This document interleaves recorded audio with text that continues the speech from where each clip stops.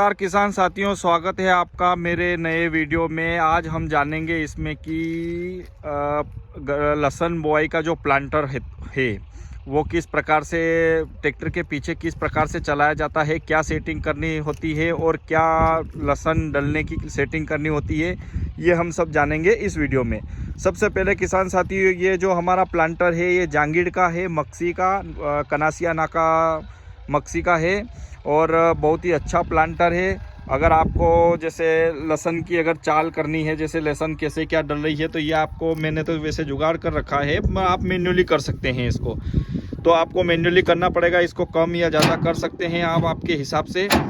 लगभग मेरी तो ये देखिए आप 1 2 3 4 यहीं पर हमारी चाल एडजस्ट हो जाती है, इससे कम ज़्यादा नहीं करनी पड़ती। वैसे थोड़ी बहुत कम ज़्यादा करनी होती है, तो आपको इस प्रकार से इसकी चाल सेटिंग कर लेनी है। उसके बाद आ जाते हम आगे की ओर। तो जो टापलिंग है, ये टापलिंग को ऐसी फिक्स करना है आपको कि ये दक्ष की स्थिति में खड़ा रहे। ये अगर दक्ष की स्थिति में खड़ा रहेगा, जैसे कि ये अभी खड़ा है, देखिए अभी खींचा हिंचा हुआ नहीं है, ये बिल्कुल ढीला पड़ा है, तो ये दक्ष की स्थिति में रहेगा तो आपकी लहसुन जो है वो बिल्कुल सामान्य तौर पे बहुत अच्छे से, ज़्यादा मिट्टी में गहराई में नहीं जाएगी, तो आपके उगने की समस्या नहीं आएगी। आपको जर्मिनेशन अच्छा रहेगा लहसुन का और अच्छी डलेगी, थोड़ी ज़्यादा और गहराई में नहीं जाएगी। तो आपको इसको मैन्युअली आपके हिसाब से एडजस्ट कर लेना है कि ये दक्ष की स्थिति में रहे, मतलब खींचा हुआ न रहे। उसके बाद जो लिफ्ट रहती हैं, तो दोनों लिफ्टों को आपको देख लेना है एक अच्छी व्यवस्थित जगह इसको खड़ा करके कि दोनों लिफ्ट बराबर हैं, ऊपर नीचे तो नहीं है। ऊपर नीचे अगर रहेगी तो एक साइड में आपकी गर्लिक भी ज़्यादा गहराई में जाएगी और आपके जो पाली निकलती है उसमें भी समस्या आएगी। तो ये आपको आपके हिसाब से फिक्स कर लेना है कि दोनों लिफ्ट बराबर हैं। उसके बाद आ जाते हैं हम हेरो पे। तो आपको ये भी ध्यान रखना है कि हेरो के ऊपर से अगर आप लहसुन बो रहे हैं तो हेरो के ऊपर से होकर मिट्टी नहीं जानी चाहिए। थोड़ी बहुत नॉर्मल तो जाती है, पर इतनी नहीं जानी चाहिए कि आपकी जो लहसुन है वो ज़्यादा गहराई में जाए, क्योंकि वो अगर गहराई में जाएगी तो आपके उगने की समस्या ज़्यादा आएगी।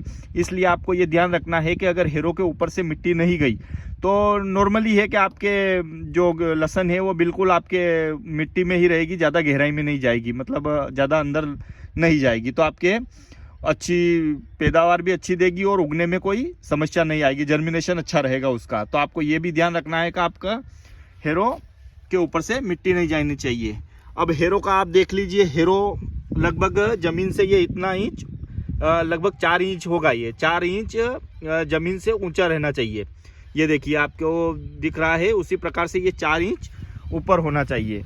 अब किसान साथियों, अगर हम आगे आ जाएं लीवर कैसे क्या रखना है, तो ये अपना महिंद्रा ट्रैक्टर है, उस हिसाब से अगर आप देखें तो हमारा एक तो डीसी लीवर हो जाता है और एक पीसी लीवर हो जाता है। जो महिंद्रा ट्रैक्टर वाले हैं उनके जो ये डीसी लीवर है, इसकी कोई ज़रूरत नहीं पड़ने वाली, क्योंकि इसमें जो सीड्रिल रहती है इसमें डीसी लीवर की कोई ज़रूरत नहीं पड़ती है। इसलिए आपको ये खास करके ध्यान रखना है कि महिंद्रा का ट्रैक्टर है, वैसे किसी ट्रैक्टर में इसकी ज़रूरत नहीं पड़ती है। बस ये क्या है कि दूसरे ट्रैक्टर रहते हैं वो क्या है कि दोनों लीवर काम करते हैं। अगर वो भी जैसे ये इस प्रकार से रहेगा तो ही उतरेगी, ये सीड्रिल नीचे उतारेगा, नहीं तो नहीं उतारेगा। तो आपको ये भी ध्यान रखना है कि अगर महिंद्रा ट्रैक्टर है तो डीसी लीवर जो है इसका कोई काम नहीं पड़ने वाला है। आपका जो पीसी लीवर है इसी से मैन्युअली आप एडजस्ट कर सकते हैं। और अगर आपके पास दूसरा ट्रैक्टर कोई है तो आपको इसको ऐसा एडजस्ट करके रखना है ताकि आपकी सीडील पीसी लीवर जो रहता है उससे नीचे आ जाए और ऊपर चली जाए, मतलब उड़ जाए और नीचे बैठ जाए। उस प्रकार से आपको इस ध्यान रखना है। और अगर आपके पास महिंद्रा ट्रैक्टर है तो कोई दिक्कत ही नहीं है, आपको डीसी लीवर ऊपर कर दीजिए और पीसी लीवर से सब कुछ एडजस्ट कर सकते हैं। वैसे मैं हेवी टॉप में ट्रैक्टर चलाता हूँ, आपको जैसा लगे उस हिसाब से आप ट्रैक्टर चला सकते हैं। मेरा महिंद्रा 575 DI भूमिपुत्र है, बहुत ही शानदार हेवी टॉप में बहुत अच्छा चलता है, पहले में भी चलाता हूँ मैं, उस हिसाब से आपको। और ये देखिए आपको एक बार फिर बता रहा हूँ कि सीडील है वो दक्ष की स्थिति में अगर रहेगी तो बहुत अच्छी चलेगी और अच्छी पाली निकालेगी। जिस प्रकार से ये खड़ी है उसी प्रकार से, जहाँ से हम फानते हैं और अपन को दिखती है कि हाँ बिल्कुल दक्ष की स्थिति में, तो उसी स्थिति में खड़ी होनी चाहिए कि आप छोड़ने जाओ उस टाइम आपको ये टापलिंग ढीली नहीं करनी पड़े या आगे पीछे नहीं लेना पड़े। उस हिसाब से आप उसको एडजस्ट करके रखना, तो आपका बहुत ही शानदार प्लांटर चलेगा और खेत की जो पालियां हैं वो भी बहुत शानदार निकलेगी। इसी के साथ धन्यवाद किसान साथियों, मिलते हैं अगले वीडियो में। जय जवान जय किसान।